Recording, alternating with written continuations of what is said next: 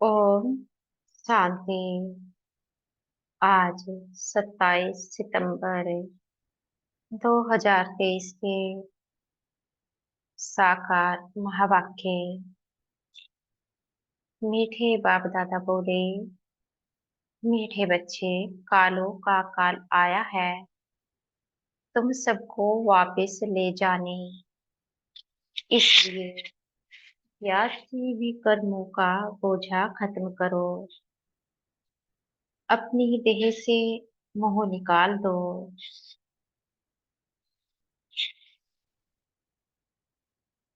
आज का प्रश्न है, भक्तों की कौन सी पुकार जब बाप सुन लेते हैं तो भक्त खुश होने के बजाय दुखी होने लगते हैं।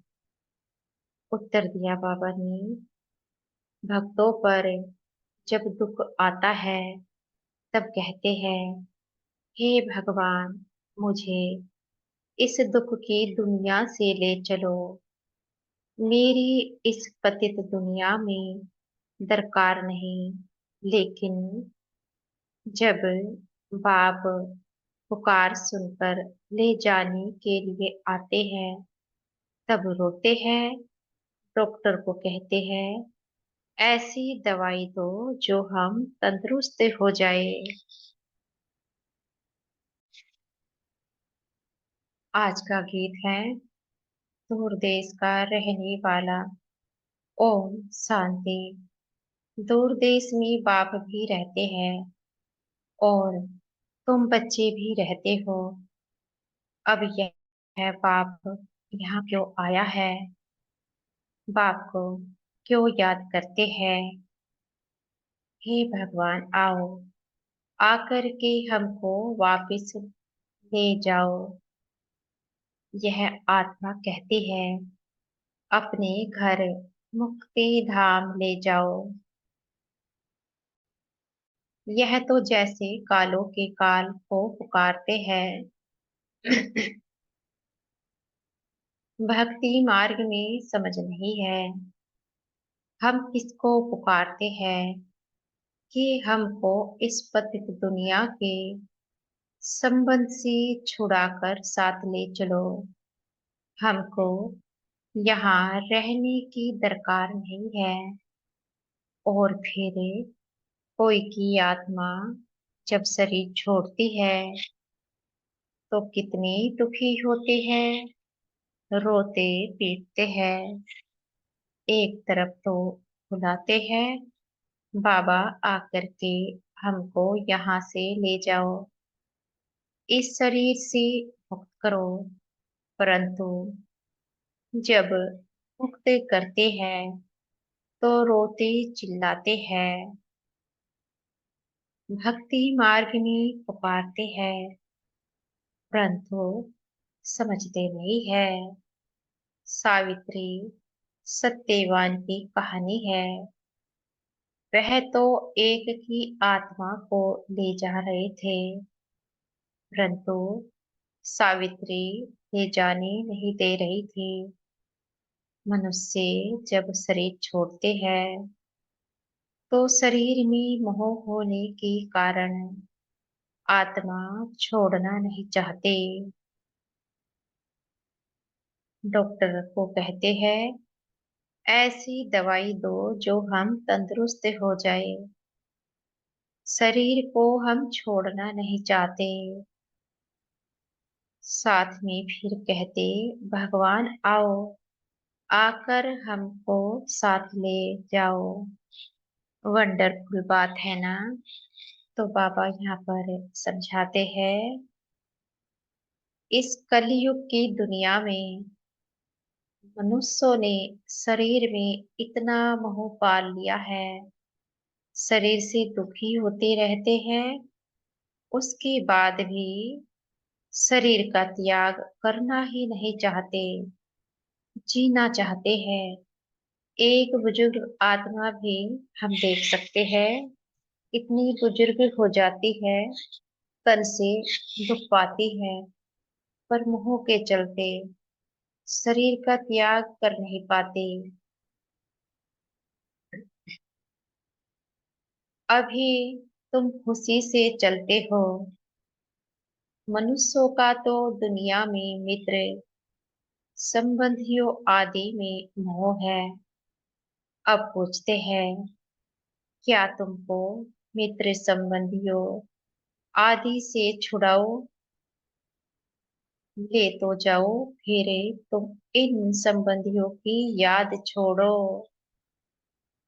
अंत काल अगर बच्चों आदि को सिमरेंगे तो फिर ऐसा जन्म मिल जाएगा। बाबा कहते हैं, तुम आत्माओं को इस शरीर से अलग कर मैं ले जाऊंगा। फिर तुमको मित्र संबंधियों आदि की याद तो नहीं पड़ेगी। क्यों बाबा कहते हैं कि बच्चे इस समय कोई को याद नहीं करो? अगर हम बाबा को याद नहीं करेंगे तो कैसे हमारे विकर्म भस्म होंगे? कौन कराएगा? क्या कोई संबंधी हमारे विकर्मों से हमें छुड़ा सकता है? कोई भी नहीं छुड़ा सकता। जब सजा खाएंगे तो भी अकेले खाएंगे। तो हमें केवल बुद्धि से संबंधों की पालना करनी है। जितना हम संबंधों की पालना प्रेम के चलते करते हैं, बुद्धि से करते हैं, तो हमारे भी कर्म भी दग्ध होते हैं। क्या लेकर आए थे जब हम इस संसार में आए? क्या लेकर के आए थे? कुछ भी तो नहीं लाए थे, केवल अपने भाग्य की लकीर। और वह लकीर कब कमाई थी? इस समय संगम पर। बीच में कोई भाग्य नहीं बनता है। जितना भी बनाना इसमें बना सकते हैं। तो बाबा कहते, पिछाड़ी में एक बाप को ही याद करना है। पुनर्जन्म में तो फिर यहाँ आना नहीं है। इसलिए देह सहित सबको भूलते जाओ। मुझे एक बाप को याद करो। जब तक तुम पवित्र नहीं बनेंगे तब तक तुमको ले नहीं जा सकता हो। अब मैं तुम आत्माओं को लेने आया हो, परंतु तुम्हारे ऊपर भी कर्मों का बहुत बोझा है। यह आत्माओं से बात कर रहे हैं। तो जब तक हमारे भी कर्म दग्ध नहीं होंगे, हम कहाँ से परम धाम जा सकते हैं? आत्मा में शक्ति नहीं उड़ने की, तो परम धाम तक जाएगी कैसे? कैसे जा सकती है? क्योंकि पवित्रता चाहिए परम धाम में जाने के लिए। पवित्रता का बल। अगर इस समय हमने पवित्रता का बल जमा नहीं किया तो वह बल कैसे प्राप्त होगा? दो प्रकार से प्राप्त होता है, योग बल से और भोग बल से। अगर हम बाबा की याद में रहकर पवित्रता का बल जमा करते हैं तो हम सजाओं से छूट जाते हैं। अगर हमने बाबा को याद नहीं किया, इस समय संबंधों को केवल बुद्धि से निभाना है, फंसना नहीं है। पहले से अधिक प्रेम करना है। हर एक संबंध को रिस्पेक्ट देना है। और दूसरा, अगर हम उस प्रकार से योग बल से हिसाब किताब जब तुम नहीं कर पाते हैं तो फिर सजा खा करके करते हैं। सजा खा करके पवित्र बनेंगे, फिर जाएंगे परम धाम। तो समझदारी किसमें है? योग बल से चुप करना है। बाप परम धाम से आए हैं पराये देश में। अपना देश स्वर्ग जो स्थापन करते हैं उसमें तो उनको आना नहीं है। यहाँ तुम दुखी होकर बुलाते हो, मुझे तो एक ही समय आकर सभी आत्माओं को वापस ले जाना है। चाहे खुशी से चलो, चाहे नाराजगी से चलो, चलना है जरूर। तो बाबा यहाँ पर समझाते हैं, चाहे खुशी से चलो अर्थात मेरी याद में रहकर चलो, चाहे नाराजगी से चलो, जो मुझे नहीं भी जानते, मेरी भी गिलानी करते हैं। जाना तो उनको भी है, सभी को जाना है, तो हमें खुशी से जाना है बाबा की याद में। बेहद का बाप कालों का काल आत्माओं को वापस ले जाते हैं। गोया सभी मनुष्यों का विनाश करने आते हैं। पति पत्नी होते हैं। पत्नी का पति मर जाए तो कितना रोती है। अभी कहते हैं हमको ले चलो, हमें कुछ नहीं चाहिए, परंतु तुम पतितों को ले नहीं जा सकते, इसलिए पावन बनाने आया हो। पावन तब बनेंगे जब अपने को अशरीरी समझेंगे, अर्थात अपने को वो आत्मा समझेंगे। जब तक देही भान का त्याग नहीं करेंगे, आत्मा का आभास नहीं होगा, तो कहाँ से पावन बन सकते हैं। आत्मा का आभास होना जरूरी होता है, तभी तो पावन बनेंगे। देह सहित देह के सब संबंध भूलेंगे, मुझ एक बाप को याद करेंगे, तो तुम्हारे भी कर्म विनाश होंगे। अगर हम चलते फिरते भी बाबा को याद करते हैं, तो भी हमारे भी कर्म विनाश होते हैं। मानो ना अमृत वेला होता है, ना नौमा शाम होता है। जो भी हमारे स्थूल कार्य होते हैं, वह करते करते हम बाबा की याद में रहते हैं। उससे हमारे भी कर्म दग्ध होते हैं। अगर मुरली भी नहीं सुन पाते हैं और हम बाबा की याद में रहते हैं, तो भी हमारे भी कर्म दग्ध होते हैं। बस फर्क इतना होता है, मुरली पढ़ने से हमें पद की प्राप्ति होती है, और याद में रहने से केवल विकर्म विनाश होते हैं। अगर पद चाहिए, मुरली और याद दोनों का बराबर बैलेंस। युक्ति तो बहुत अच्छी बतलाता हो। कल्प कल्प तुम जानते हो, यह सब शरीर खाक हो जाएंगे। होलिका होती है तो उसमें धागा जलता नहीं है, तो आत्मा भी जलती नहीं है। तो यहाँ पर बाबा ने समझाया है, जब होली जलाते हैं तो वहां पर दीपक नहीं जलाया जाता है, जो भारतवर्ष में कुछ रिवाज है।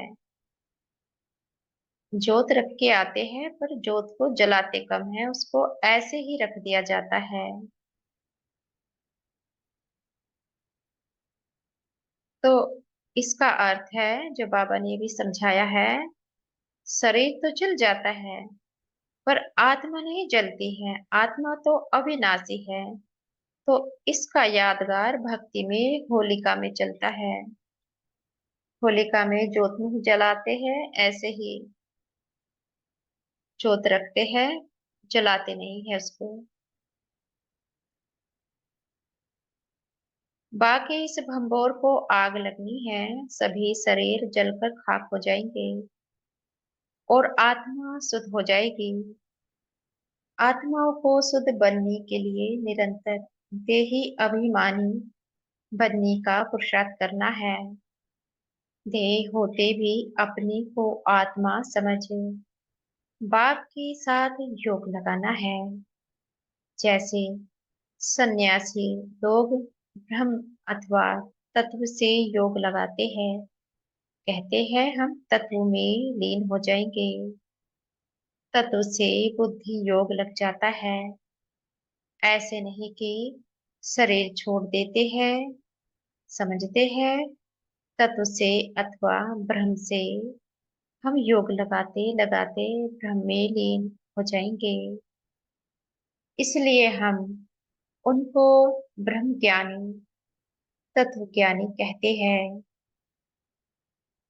तो सन्यासी धर्म के जो होते हैं वह परम धाम से योग लगाते हैं। ये जानते नहीं है बाबा को, नहीं जानते, इसलिए उनका योग किससे होता है? परम धाम से। लेकिन जब तक बाबा को नहीं जानेंगे उनको भी प्राप्ति नहीं होगी। तुमको ज्ञान है हम आत्माएं तत्व में रहती है, वह समझते हैं हम उस तत्व में लीन हो जाएंगे।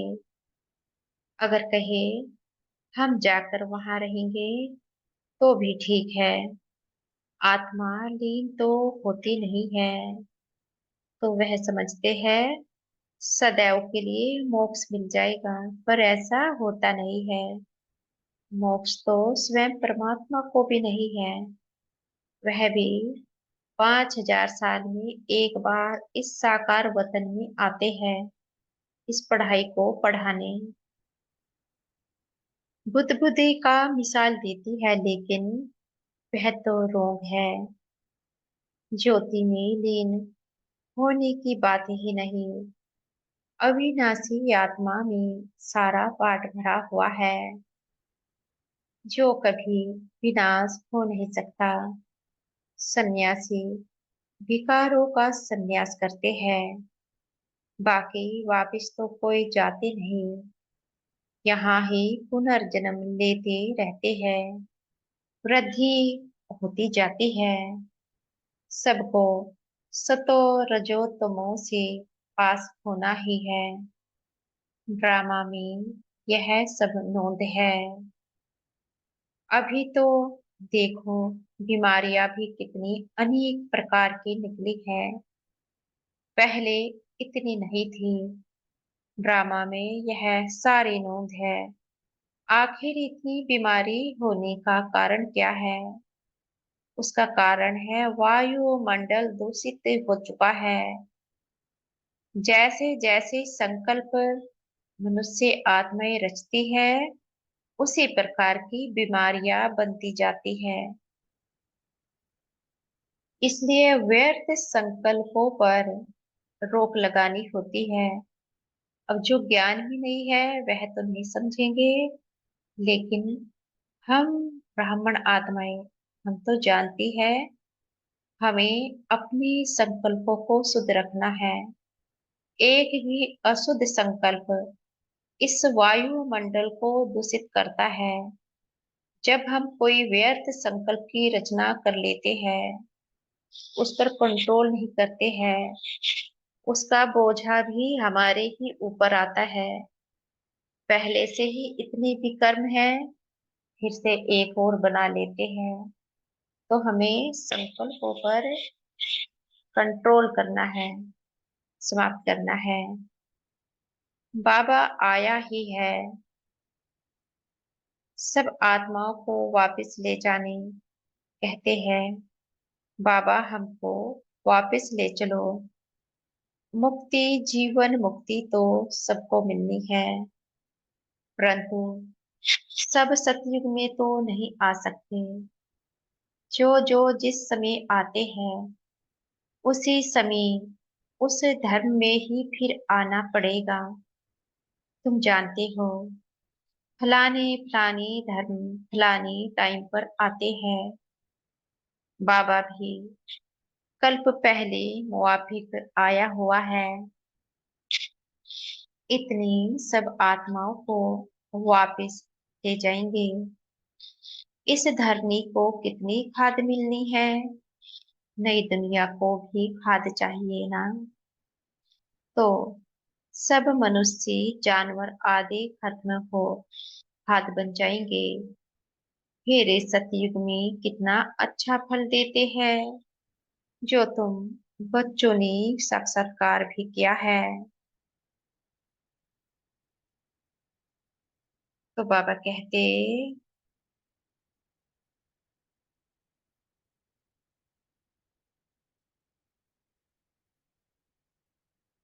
तुम बच्ची जानती हो, बाबा कालों का काल है। सब कहते हैं बाबा हम खुशी से आपके साथ चलते हैं। बाबा को क्यों कहते हैं कालों का काल? इस संसार में छोटी छोटी घटनाएं होती रहती है। मनुष्य मरते रहते हैं, कभी प्रकृति की आपदाओं में, कभी आपसी झगड़ों में। लेकिन इस समय सारे विश्व का काल आ जाता है, क्योंकि विनाश का समय है। तो इस विश्व को काल क्यों आता है?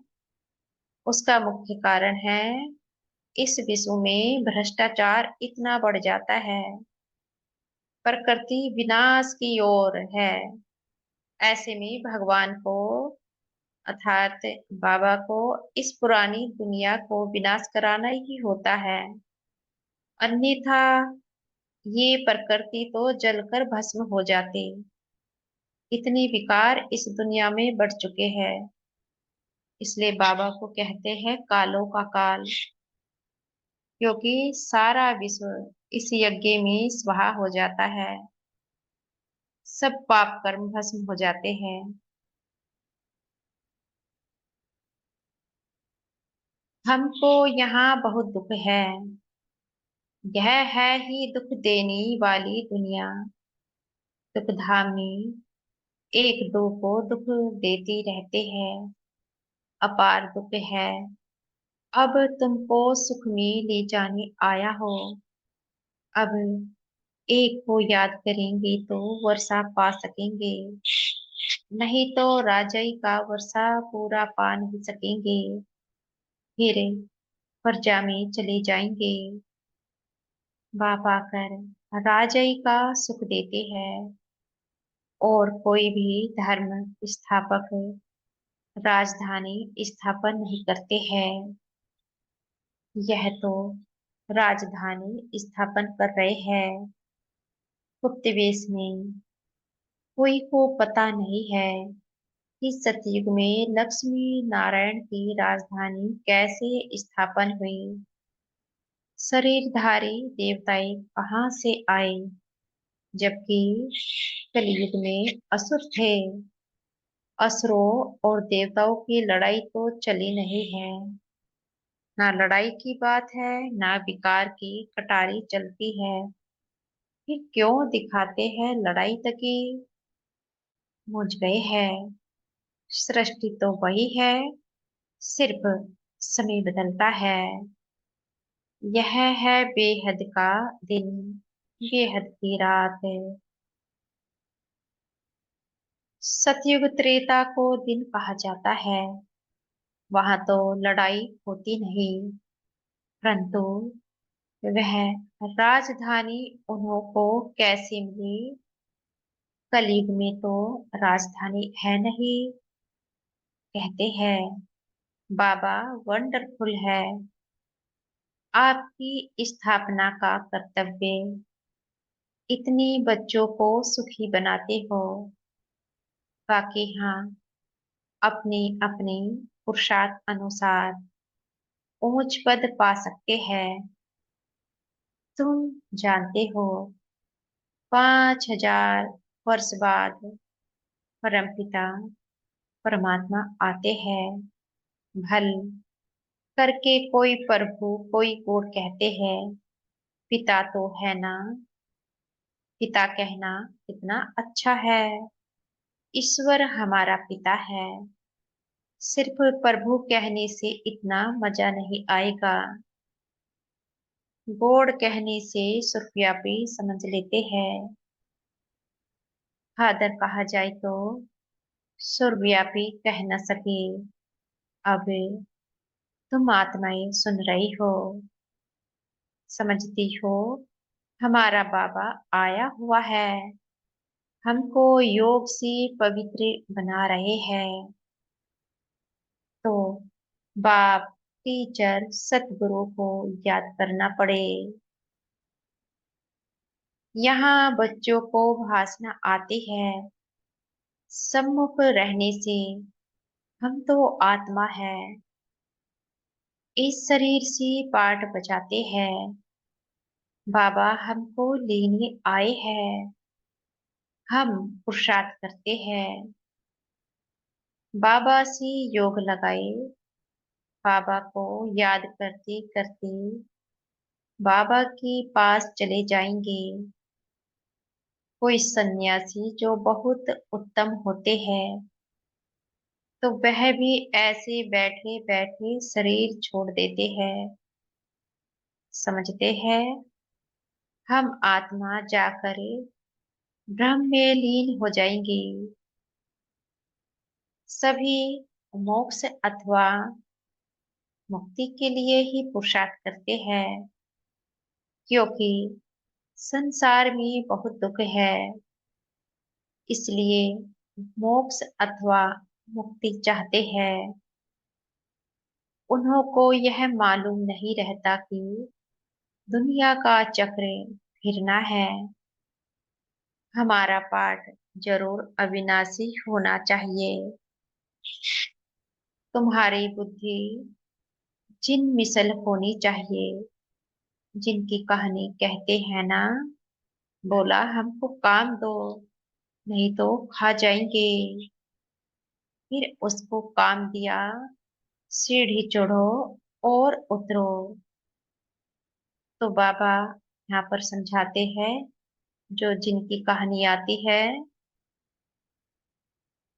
जिनको कोई ना कोई कार्य करना होता है, वह बिजी हो जाता है, जिसके चलते उसकी बुद्धि, जो उसका सेठ जी था, उसकी ओर नहीं रहती, क्योंकि इसको खाली रहना पसंद नहीं। यह एक कहानी आती है जिनकी, एक सेठ जी ने किसी प्रकार से, ये तो नहीं जानते ज्यादा, पर इतना है कि उस सेठ जी को जिनकी प्राप्ति होती है, तो वह जिन उसके सारे कार्य करता है। अब सेठ जी के पास कोई कार्य नहीं होता है, पर थोड़ा बहुत जो भी कार्य होता है सेठ जी भी करते हैं। जब जिन खाली होता है, तो वह सेठ जी से कहता है, या तो मुझे कोई कार्य दो, नहीं तो मैं आपको खा जाऊंगा। सेठ जी जो थे वह तंग हो चुके थे कि अब क्या करूं, कहाँ से इसको मैं कार्य दूं। तो उसने एक ही कार्य दिया, अच्छा ये सीढ़ी है, इस सीढ़ी पर चढ़ो उतरो, चढ़ो उतरो। जब जब वह जिन खाली होता था, उन सीढ़ियों पर ऊपर चढ़ता, नीचे उतरता, तो वह बिजी हो गया। उसी प्रकार से जो मन रूपी जिन है, घोड़ा है, उसको बिजी रखना है। कहाँ पर बिजी रखना है? बाबा की याद में। अगर मन को बाबा की याद में बिजी रखते हैं, तो माया नहीं आ सकती है। माया कब आती है? जब मन खाली होता है, बाबा को याद नहीं करता है। इसलिए बाबा यहाँ पर जिनकी कहानी का मिसाल देते हैं।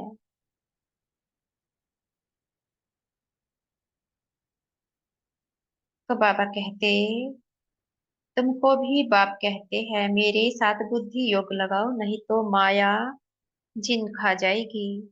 माया है जिन, योग लगाने नहीं देती है। अच्छे अच्छी पहलवान बहादुर को भी माया कच्चा खा जाती है। तुम जानती हो, बाबा सिखलाने आया हुआ है। कहते हैं, बच्चे अब सम्मुख आया हो, मुझे अब याद करो, नहीं तो माया जिन खा जाएगी। यह काम दिया जाता है तुम्हारे ही कल्याण के लिए। तुम विश्व के मालिक बन जाएंगे। अपनी को आत्मा समझ शरीर का भान छोड़ देना है। सन्यासी माना देह सहित सब सन्यास, बाकी अपनी को आत्मा समझना है। तुम जानते हो, ज्ञान और योग बल से बाबा हमको सो देवी देवता बनाते हैं। राजाएं स्थापन हो रही है। यह राजयोग है। यह बातें शास्त्रों में नहीं है। पांडव इतना राजयोग सीखे, फिर भी क्या हुआ? बस जाकर पहाड़ पर गलमरी। फिर कैसी पता पड़े कि राजाई कैसे स्थापन हुई। अब इन बातों को तुम समझ सकते हो। बाबा कहते हैं, अब मुझे याद करो और ट्रस्टी बनकर श्रीमत पर चलो। हर बात में राय लेते रहो। बच्चों आदि की शादी करानी है, मना थोड़े ही करते हैं। हर एक का हिसाब किताब अलग है। जैसे जैसे जो बच्चे हैं उनका हिसाब देख राय दी जाती है। कहेंगे बच्चों को शादी करानी है, भल करो। पैसा तुम्हारे पास है तो मकान भल बनाओ। मना नहीं है, मकान आदि बनाए। बच्चों की शादी आदि कराकर हिसाब चुकतो करो। अभी समझते हैं कौन अच्छा पद पा सकते हैं। कितना डिफिकल्ट है। इसमें बड़ी दूरादेशी बुद्धि चाहिए। राजाई पानी है, कम बात थोड़े ही है। जब तक काम खलास हो जाए, बच्चों आदि का हिसाब चुकतो कर छुट्टी करो। कोई से हिसाब है, कर्जा है, वह तो पहले उतारो। यह भी समझने की बात है। कन्याओं को कोई बोझा नहीं होता है। क्रिएटर को सब काम खलास करना है। फिर बाबा वारिस बना सके। माया भी अच्छी रीति खटकाएगी, परंतु तुम यह भी समझते हो बाबा तो बहुत मीठा है। सबको पवित्र बनाए और वापिस ले जाने आए हैं। ऐसी बाप में तो बहुत लव होना चाहिए। मीठी चीज है ना। सतयुग में अपार सुख है, इसलिए स्वर्ग को सब याद करते हैं। कोई मरता है तो कहते हैं स्वर्ग पधारा। इतना मीठा नाम है। जो पास्ट हो जाता है उसका फिर भक्ति मार्ग में नाम वाला रहता है। सतयुग त्रेता में तो यह बातें नहीं होती। तो बाबा ने जिनका काम दे दिया है, अपने को आत्मा समझ मुझे याद करो। नहीं तो माया रूपी जिन तुमको खा जाएगा। याद करना पड़े। आत्मा निश्चय कर बाप को याद करना है। हाँ, शरीर निर्वाह अर्थ कर्म तो करना ही है। 8 घंटा तो शरीर निर्वाह के लिए चाहिए, क्योंकि तुम कर्मयोगी हो। फिर तुम पुरुषार्थ करो। 8 घंटा अपने पुरुषार्थ के लिए भी निकालो। अपने को ऐसे समझो बस हम बाबा के बन गए। यह शरीर तो पुराना है, इससे ममत्व मिट जाना है। मिटते मिटते याद करते करते अगर इसका ममत्व रह गया तो राज्य भाग्य पा नहीं सकेंगे। विश्व का मालिक बनने में मेहनत चाहिए। बाबा आया है दुखधाम से लिबरेट कर ले जाने, इसलिए उनको लिबरेटर और गाइड पतित पावन कहते हैं। पंडा भी है। समझाना है रावण राज्य का विनाश और राम राज्य की स्थापना करनी बाप को आना पड़ता है। वही शांति की स्थापना करते हैं। उनके जो मददगार बनते हैं उनको पीस प्राइज मिलती है।